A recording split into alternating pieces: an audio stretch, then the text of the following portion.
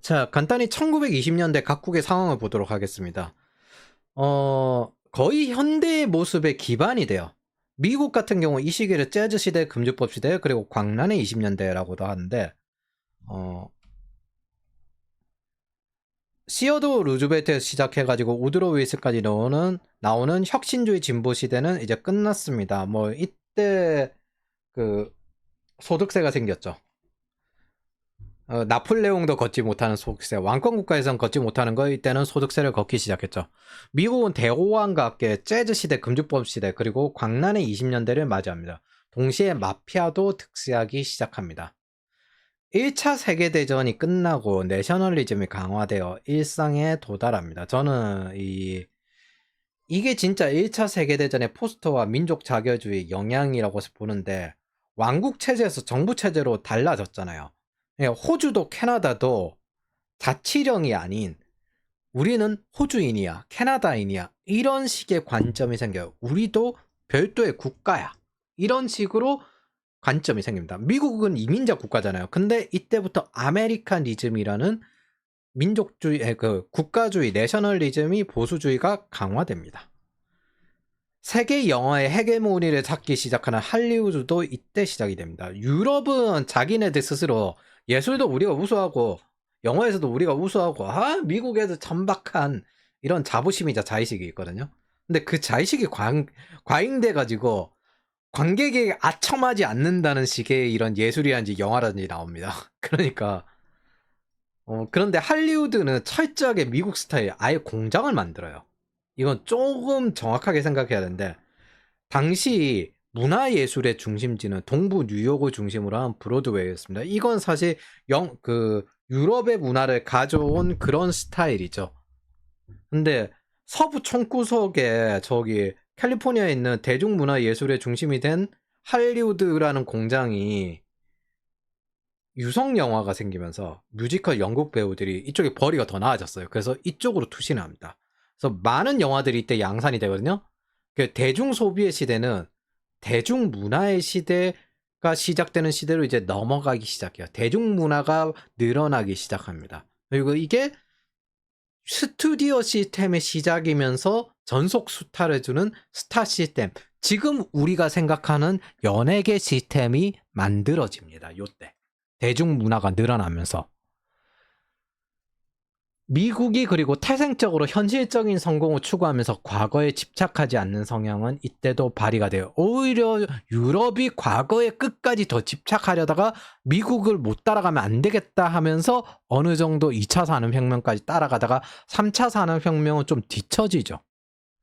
빅토리아 시대의 영향은 끝납니다. 금욕적이고 청교도적인 것이 더 이상 권위적이지 않게 되었어요.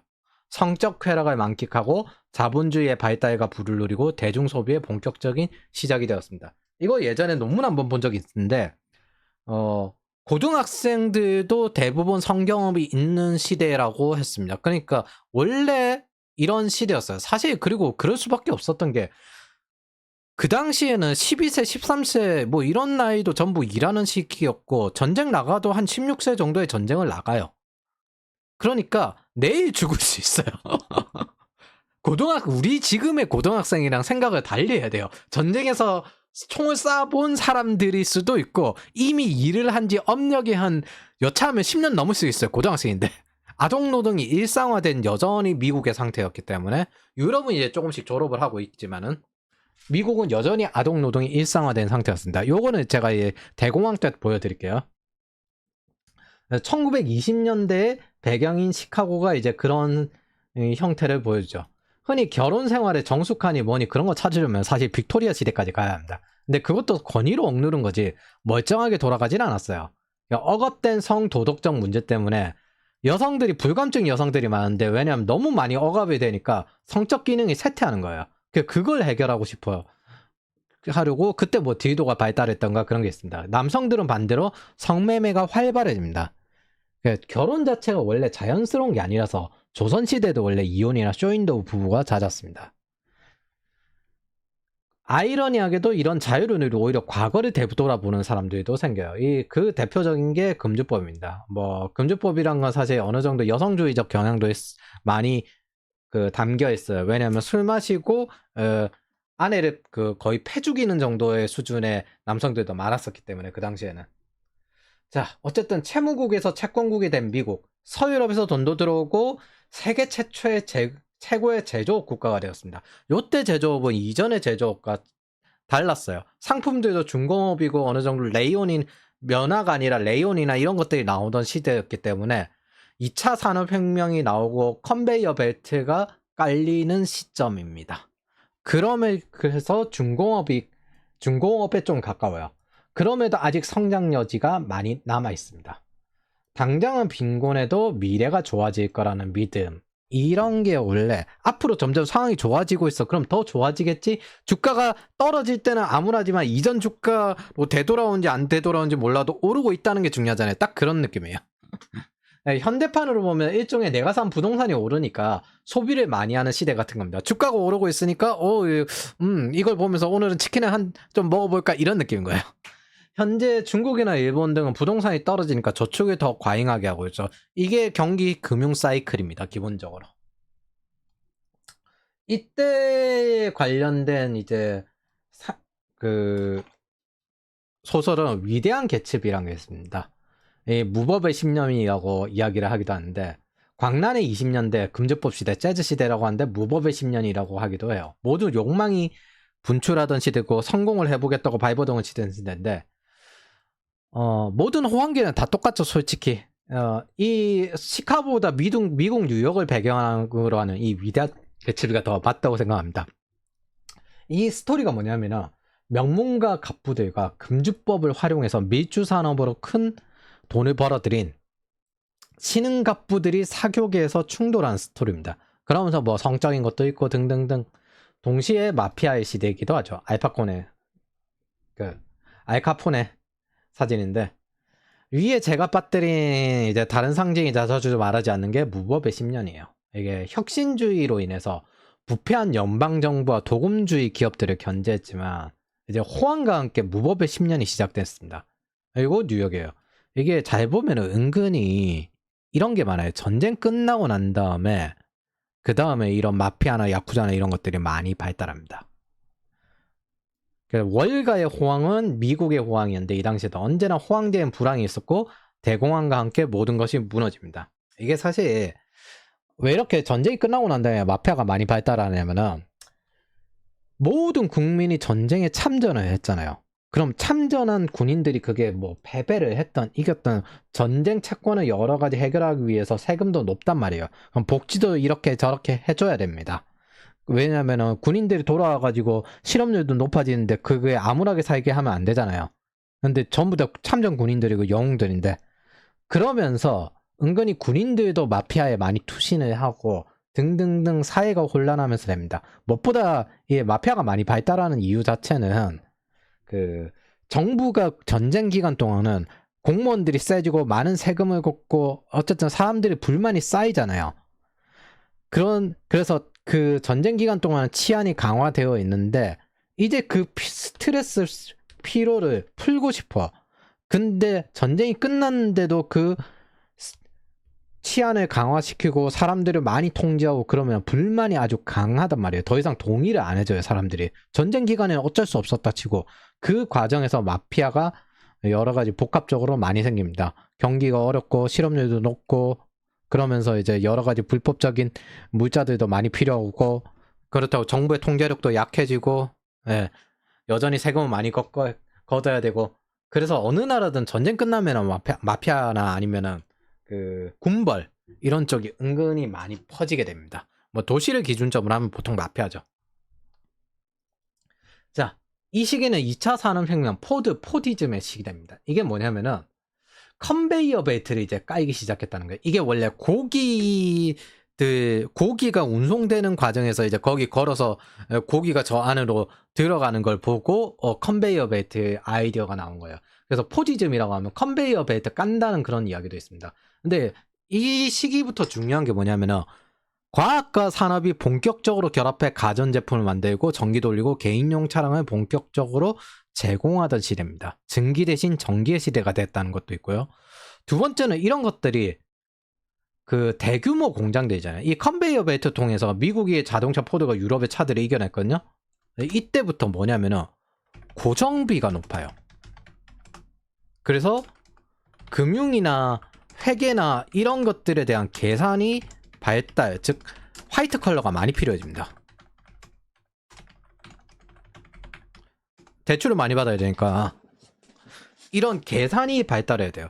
이게 옛날에는 그래도 제조업이 작은 그 경공업 이런 쪽 제조업은 고정비가 한 방에 크게 안 들어가는데 이거는 한 방에 고정비가 많이 들어가는 상태가 되었어요. 그래서 많은 자본이 필요합니다. 이 자본을 효율적으로 어떻게 쓸 것인가 이런 거에 대한 계산이 발달하게 돼요. 2차 산업혁명의 차이가 우리도 지금 공장 지을 때 한 번에 이제 공장 이제 투자합니다 하면은 이제 유상증자하고 주가 떨어지고 그러면서 공장 투자해서 언제쯤 저 투자가 끝나나 생각을 해가지고 회수를 언제쯤 할 것인가 그거 지켜보고 있잖아요. 그런 것처럼 대규모 자본이 필요해지고 그게 많은 계산이 필요하게 됩니다. 이때는 다들 몰랐죠. 그리고 이게 사실 이 컨베이어 벨트가 노동자들의 근무 시간도 줄였고 생산성도 늘렸고 임금도 늘려줬거든요. 근데 이때는 다들 몰랐습니다. 노동이란 건 이 당시에 뭐 무성 영화를 찍어도 좀 목숨을 걸고 찍던 시기였고 무슨 일을 해도 목숨을 걸고 사실 10대들도 공장에서 빡세게 일하던 그런 시기였으니까 인간이 걷지 않고 한 작업만 반복하게 되면 얼마나 스트레스를 받게 되는지 오히려 효율화되니까 한 작업만 하게 돼서 스트레스가 더 심해지는 거예요. 분명 근로자는 한결 편해졌거든요. 몸이 편해졌어요. 실제 그로 인해서 노동시간도 단축되었으니 임금은 늘었습니다. 단축시켜야 되는 이유도 자동차기 때문에 있어요. 노는 시간이 있어야 자동차를 끌고 교회에 나가가지고 놀 거 아니에요. 그래서 이 시기를 황금의 20년대라고 하기도 하는데 인간은 편안하면 타락하고 정신적 고통에 휩싸인다는 걸 사실 아직도 다들 이해하지 못하고 있었습니다. 2차 세계대전에도 PTSD를 의지 문제라고 생각을 했고 뇌의 문제라고 생각을 하지 않았으니까. 그런데 하물며 1차 세계대전이 이제 막 끝난 시점에서 이거 전혀 모르는 거죠. 우리는 앉아서 일하고 공부한다고 편해 보이지만 사실 인간의 이동성, 즉 걷고 움직이지 않으면 해마가 점점 줄어들고 혈액순환부터 문제가 생기는 존재입니다. 그래서 그것 자체가 나쁜 스트레스로 작동하게 됩니다. 그래서 우리가 여행을 가면 여러 가지 편하게 느껴지고 뇌가 풀리는 것 같이 느껴지는 거예요. 사실 그건 해마에 긍정적인 자극을 주고 회복을 시키는 과정에 좀 가깝습니다. 포드의 과학적 관리법은 경제 전략적으로는 생각보다 훨씬 건실해요. 당시 도시 사람들은 이제 서구 자체가 도시를 싫어요. 이게 우리가 생각하는 그 귀족이란 거는 뭐 굉장히 이제 비싼 거 입고 딱 그런데 그거는 서구에서 귀족이 아니에요. 귀족이란 건 뭐 해진 오래된 옷 입고 아니면은 명품이나 이런 갓 나온 이 신상품 이런 거 입고 돌아다니는 애들은 부르주아예요. 저 도시에 사는 졸부. 예. 귀족은 뭐다? 해진 옷 입고 왕권, 신권, 그 다음에 이제 그 학권 이렇게 해가지고 학계에 투자하고 그 학계의 소식을 학계에서 나온 이야기거리를 사교에서 서로 나누고 그게 귀족입니다. 보면 떨어진 옷 입고 오래된 옷 입고 뭐 버버리 물려서 입는다고 했잖아요. 그런 거 입는 게 귀족이에요. 할아버지 때부터 물려받았던 그런 일종의 과거 유물 같은 느낌이 있는 게 그게 귀족이거든요. 오래된 고성 이런 게 있는 게 귀족이에요. 근데 새로운 신상품 따지는 건 졸부고 부르주아입니다. 그래서 그런 귀족들은 도시가 아니라 외곽에 살고 유태인들이 원래 모여 살았고 일자리 때문에 모여 살았던 서민층이 이제 젠틀이나 중산층으로 올라온 이쪽은 기본적으로 부르주아, 사실은 젠틀이 계층, 중산층 계층이죠. 그래서 귀족이란 나라입니다. 그래서 서구 사람들은 기본적으로 귀족 흉내를 내야 돼요. 그게 기본적으로 쭉 내려와 있습니다. 귀족은 장교이고 동시에 교회로 전원주택을 짓는 겁니다. 유럽의 귀족처럼 교회로 차를 끌고 이동하기 시작합니다. 아시아인들은 반대죠. 아시아인은 급제를 하면은 전부 중앙도시로 몰려서 중앙집권화된 도시로 몰려서 서울로 몰려서 그렇게 모여 삽니다. 아예 집안 자체가 통째로 옮겨가기도 하고. 서구인들은 서유럽 봉건제의 영향으로 귀족처럼 교회를 좋아합니다. 자, 그러면 이제 이 당시에 도시에서 일을 하지만은 지금도 보면은 뭐 포드나 GM 이런 데가 외곽에서 출퇴근하는 그런 느낌이에요. 뉴욕에 출근하는데 뉴저지에 있고 뭐 이제 물론 뉴욕이 비싸서 그런 것도 있지만은 도심 자체에 있지 않습니다. 그거 자체를 오히려 좋아하는 거예요. 그렇기 때문에 기본적으로 교외로 놀러 다닐 수 있어야 합니다. 그래서 노동 시간이 줄어들어야 돼요. 이게 본격적으로 여행을 다니는 시대인데 포드 자동차를 타고 교외로 여행을 다니는 거예요. 자, 차가 많이 팔립니다. 노동자들의 소득이 늘어나요. 소득이 늘어난 노동자들은 다시 포드 차를 타요. 더 좋은 차를 만들어 팝니다. 성이 증대되고 노동 시간이 줄어듭니다. 다시 뭐 차를 더 많이 운전하고 있죠. 차가 다시 많이 팔리겠죠. 이런 식의 무한동력 같은 선순환 시스템은 사실 20세기판 아마존 플라이휠이죠. 고립주의화된 미국의 경제상 가장 적합했습니다. 미국은 아직까지 전쟁이 끝나자마자 바로 금리를 올리고 전쟁이 끝나자마자 바로 관세를 올리고 고립주의를 고수합니다. 그럼 뭐예요? 예전에 말했던 독점 구조가 여전히 유효하다는 거죠. 보호무역을 하는데 안에서는 자유경쟁 시장을 만들어요. 그래서 무한하지 않겠지만 새로운 시장을 만들 때 빠르게 또 시장을 장악할 때 적합한 구조였습니다. 아마존도 그렇고. 미국은 0.9% 성장을 하며 세계를 앞서갔으나 전쟁이 끝나고 다시 관세를 높이면서 고립주의로 들어갑니다. 이렇게 보면 전쟁 끝나자마자 빡 올려버립니다. 미국은 여전히 보호무역주의를 하고 싶었습니다. 동시에 이제 본격적으로 미국도 이때부터 이민을 제한하기 시작합니다. 이건 뭐 내셔널리즘을 기준점으로 국적 개념도 생겼다는 의미이면서 서유럽이나 이런 쪽에 인프라가 부서진 곳에서 많은 사람들이 미국의 호황을 위해서 이민을 넘어오기도 했다는 뜻입니다. 미국 역시 전쟁이 끝나자마자 실업률이 폭증합니다. 뭐 근데 폭증했다기보다는 한 8% 정도? 네. 그래도 어느 정도 호황기를 겪으면서 점점 내려가긴 하지만, 예. 그리고 이게 대공황입니다. 대공황, 어마어마하죠. 진짜. 제대 군인들이 시장으로 나와서 다시 일자리를 찾기 시작하기 때문에 모든 전쟁이 끝나면 실업률이 폭증할 수밖에 없습니다. 이건 영국도 프랑스도 어떤 나라도 다 똑같습니다. 거기에 인프라가 모두 망가진 유럽인들은 미국으로 이주하고 싶어 했습니다. 무엇보다 혁명을 통해서 정부를 뒤엎으려는 공산주의자들을 경계하기 시작합니다. 이건 수단 방법을 안 가리고 또 사람들까지 숙청을 해버리니까. 불법 이민이란 게 또 그래서 이때부터 시작이 돼요. 동시에 미국에도 이 불법 이민자를 받아들이느냐 먼저 온 사람들도 있잖아요. 그 사람들이 이제 그 자국에 있는 가족이라든지 그런 게 있을 수도 있기 때문에 친구라든지. 그래서 정치적 싸움도 이때 시작이 되었습니다.